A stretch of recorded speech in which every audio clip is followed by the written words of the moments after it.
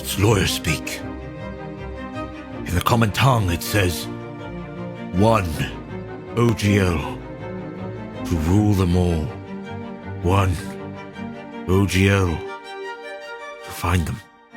One OGL to bring them all. And in the darkness, find them. We're going to talk about the OGL. Let's jump in.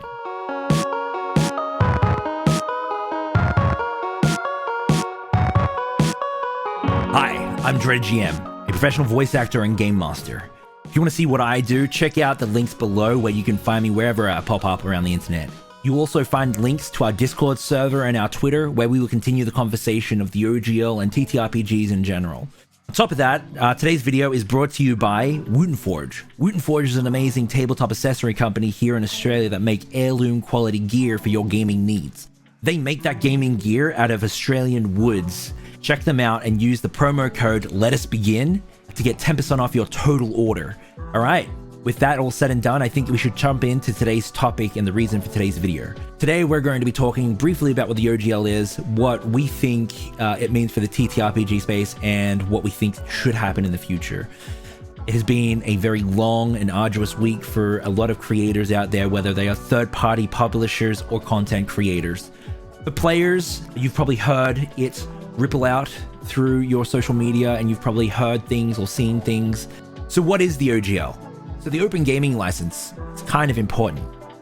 It is licensed to be able to use mechanics from Dungeons & Dragons in their own creations, so that you at home have more options for your games of Dungeons & Dragons. Wizards of the Coast wants to change that. We're about to find out more about that. The Open Letter is actually a website that has all the information that you might need, and also a petition for you to sign if you believe it needs to be signed. If you want to sign the Open Letter, you can sign right here. So far, there is 66,256 signatures.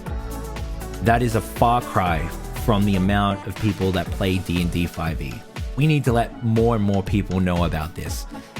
With all of that, there is light at the end of the tunnel. They haven't announced anything yet, and we're all waiting to see what they are going to say about the OGL 1.1, the leaks, the stuff that's coming out. But there are people that are banding together right now to let them know that we're not okay with this. Dungeons & Dragons is changing. Dungeons & Dragons is shifting to a different platform, and everyone else that is in the hashtag Open Gaming right now is changing too. What does this mean for Dungeons & Dragons and yourself? Well, if you aren't a content creator like myself, or a part of a third-party publisher, it might not mean much. You'll be able to continue playing Dungeons & Dragons, and I believe that Wizards of the Coast and Hasbro will continue operations and release content for you and your tables. However, it will be all within their system. People like myself and third-party publishers will find it more and more challenging to create stuff for you and your tables. We won't be able to innovate and bring you new tools to tell your stories and to play with. We will have to move on to other systems and other places where we can find that support and be able to use our creativity and imaginations and our passions in other systems. And that's not such a bad thing. There are a lot of really cool systems out there for fantasy, sci-fi, for cyberpunk, for slice of life, for a lot of different genres. What I will say is this: if there's a third-party publisher or a content creator that you love or even like, consider supporting them. Right now, there is a lot of turmoil in the TTRPG space because Dungeons & Dragons was the biggest system on the block. It was where you would go to create so that you could support your passion for TTRPGs and where people could discover you and what you could bring to the table.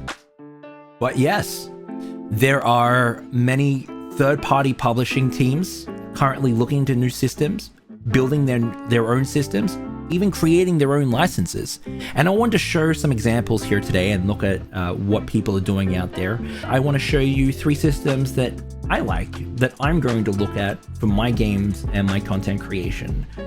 But on top of that, there are exciting new things happening on the horizon already, and we'll talk about that as well. Right, so other systems that support creatives and innovation. This isn't even all of it. I have other systems as well that I want to run and I want to create things for. It's not all Dungeons and Dragons. Tabletop role-playing games aren't going anywhere. Let's start a little bit light. Rules light, if you will. Right. First one, Index RPG. It is an amazing rules light system that puts cool moments and cool storytelling at the forefront. You are allowed to create things using the mechanics from this and put it on your Patreon or make content about it. I will include the link to their licensing agreement in the bottom there, but I did reach out to them on Twitter and they did say that it was fine to do stuff like that. Index RPG has slowly built a die-hard following of DIY RPG creators and players over the past 5 years. This huge book combines index card RPGs, numerous worlds, streamlined D20 rules, and critically acclaimed GM know-how all in one PDF. I contacted Runehammer on Twitter, and they said they had wide open content creator rules. All you need to do is include a little badge and not to copy-paste text, and you're good. They already have a following of people that are creating for the game itself.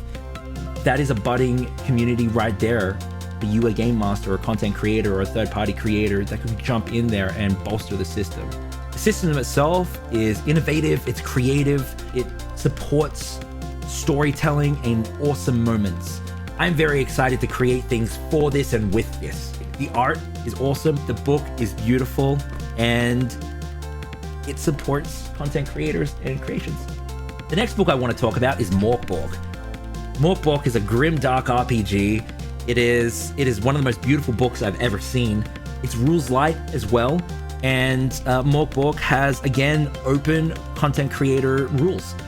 It supports creators. There has already been a bunch of Kickstarters for this, and using its rules to hack the system itself to create new things. They celebrate creators and publishers and want to see them succeed. And the tweet that they tweeted was quite clever, and I enjoyed it. I enjoy their humor. I enjoy their systems, and they're with one of my favorite publishers, Free League. It is high on my recommendation list, and I cannot wait to run it, and I cannot wait to see other people create things for it, and I want to create things for it as well. It is a beautiful book. This is what they tweeted.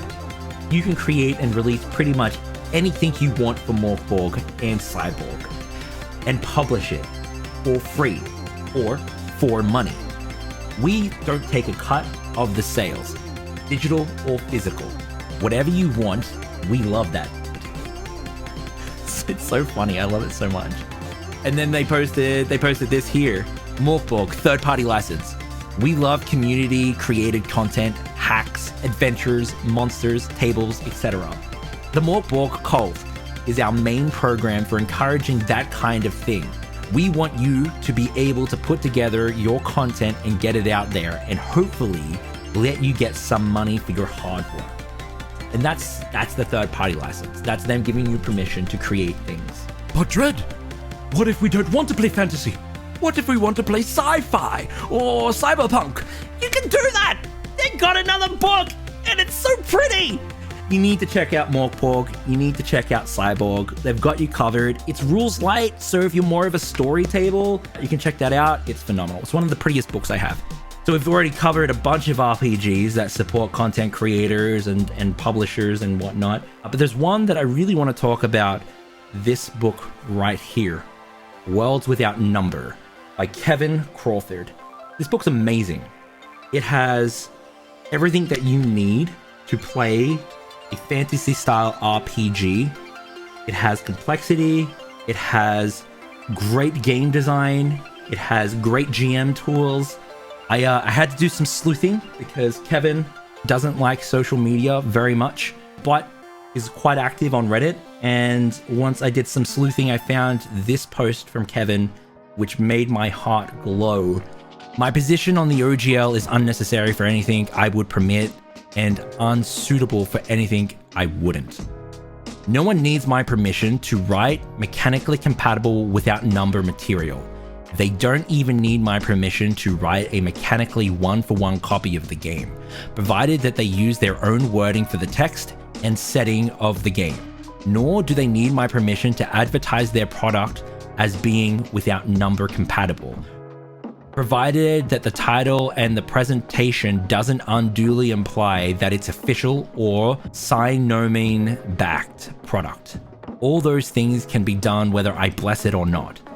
But just making a mechanically compatible content set in your own world with your own toys isn't something I have any just claim on. That stance that Kevin has on using something that's mechanically compatible but your own creativity and not stepping on anyone else's toes or kicking over anyone else's sandcastles within sandboxes is huge. I love it so gosh darn much.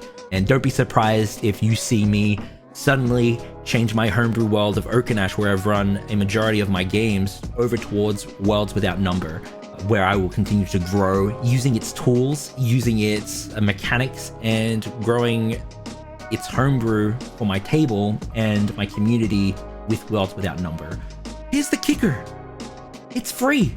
You can go to DriveThruRPG right now and get a majority of the book for free. And that's what the intent of the creator is. That's why we should support stuff like this and other RPGs out there that take the same stance. The last one I want to talk about is Basic Fantasy RPG, which is an open source, Creative Commons licensed game for your fantasy storytelling. It is huge and it has a tool set that you can use and add to for your games and other games as well. We have a link in the description below that will send you to their Discord if it interests you. But let's take a look at what Basic Fantasy RPG is and why it's exciting and might be a choice for you to create in and support its growth. All right, this is the Basic Fantasy RPG. It's community based, which means that you can join the community of creators for this Basic Fantasy RPG and make your mark. The community is working together to create something that is going to last, and the community can get behind it and grow. And that's exciting. Let's take a look at what it is. Basic Fantasy RPG is an open source game system supported by dedicated fans worldwide who have contributed hundreds of pages of rules supplements, adventure modules, and other useful, enjoyable game materials as seen in the downloads page. The Basic Fantasy role-playing game is a rules-light game system modeled on the classic RPG rules of the early 1980s. It is suitable for those who are fans of old-school game mechanics. What does it cost? Nothing. An open-source fantasy RPG for your use. You can create things for the community, or you can use the system's framework to create your own things. People often say D&D 5e is the most accessible system out there, but I would say that there are more systems out there that are just as accessible, and we just need to take the time to start our journey. Once again, I don't know which system you're going to use, or if there is another system that you want to recommend that has a great creative license and a great creative support network, but I will say this: the future of tabletop role-playing games is bright, and we can definitely tell stories without dragons or dungeons. Let us know if there's any other topics that you would like us to cover. Maybe you want us to have a flick through some of these systems or teach you how these systems work. Over the next coming weeks, I'm going to be doing coverage on other systems. I'm also going to be running different systems on our Twitch channel. Join the Discord if you want to join the discussion, and we'll see you on the next one. Thanks.